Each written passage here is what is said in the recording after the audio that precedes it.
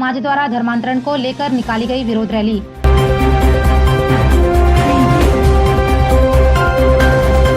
गौरतलब है कि आज के वक्त में धर्मांतरण की खबरें ज्यादा सुनने को मिल रही है और किसी न किसी वजह से हिंदू समाज इस धर्मांतरण का सबसे ज्यादा शिकार हो रहा है, जिसे देखते हुए श्री राम जन्मोत्सव समिति के द्वारा हिंदुत्व को जगाने एवं तेजी से हो रहे धर्मांतरण के विरोध में एक मोटरसाइकिल रैली का आयोजन किया गया, जिसमें श्री राम जन्मोत्सव समिति से जुड़े हुए सभी प्रखंड के प्रमुख एवं कार्यकर्ता सहित बड़ी संख्या में युवा शामिल हुए।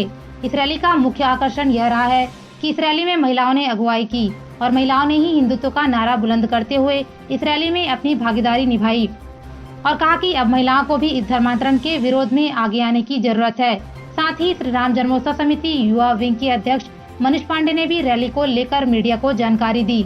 धर्मांतरण के विरोध में जो लगातार 15 नवंबर से लेकर 26 नवंबर तक की ये पदयात्रा चली है और ये बाइक रैली आज 28 नवंबर को हमारे शिवनाथ नदी तक की यात्रा हो रही है। सभी सर्व हिंदू समाज को एकत्रित करने के उस उद्देश्य को आगे करने के लिए सर्व समाज हिंदू समाज को जागृत करने के लिए ये बाइक रैली निकाली जा रही है, जो कि धर्मांतरण के विरोध में है और धर्म जागरण के साथ में है। धर्मांतरण आज छत्तीसगढ़ में बहुत तेज़ी से फैला है और लगभग 250 किलोमीटर की पदयात्रा में हर गली मोहल्ले में एक ही स्वर में लोगों ने कहा है कि हमारे गली मोहल्ले में धर्मांतरण हुआ है, तो उसके खिलाफ भी है और धर्म जागरण के लिए सर्व हिंदू समाज को आह्वान के लिए भी ये बाइक रैली निकाली जा रही है। क्या कारण मानते हैं कि अचानक से धर्मांतरण इतनी तेजी से हो रहा है?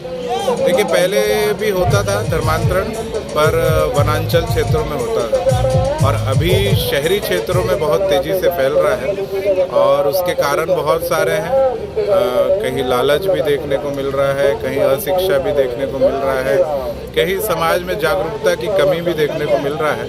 तो ऐसे बहुत सारे कारण हैं धर्मांतरण के, पर हम सर्व हिंदू समाज को यही कहना चाहेंगे कि आप सब एकजुट हो जाएं।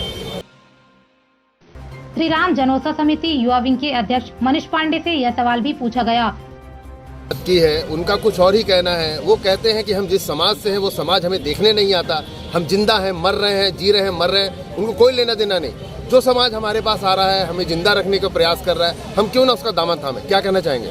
नहीं, देखिए, जो समाज उनके हिसाब से अभी जिंदा रखने का प्रयास कर रहा है, पर जिस समाज ने उनको जन्म दिया है वो हिंदू समाज है और कोई भी अपने पिता को छोड़ के दूसरे पिता के पास नहीं जाता किसी भी अवस्था में।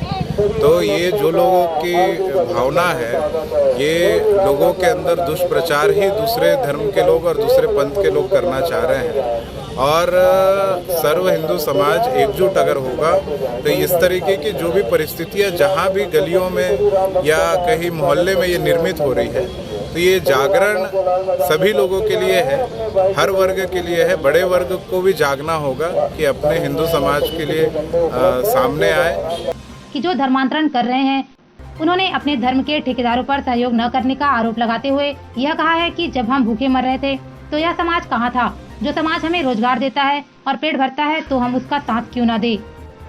धर्मांतरण का मुद्दा इस वक्त छत्तीसगढ़ प्रदेश में काफी गरमाया हुआ है और यह सिर्फ प्रदेश की ही नहीं पूरे देश की एक बहुत बड़ी समस्या बनकर सामने आ रही है। समझना होगा कि आखिर इसका कारण क्या है और इस बढ़ती हुई नई कुरीति का हल क्या है।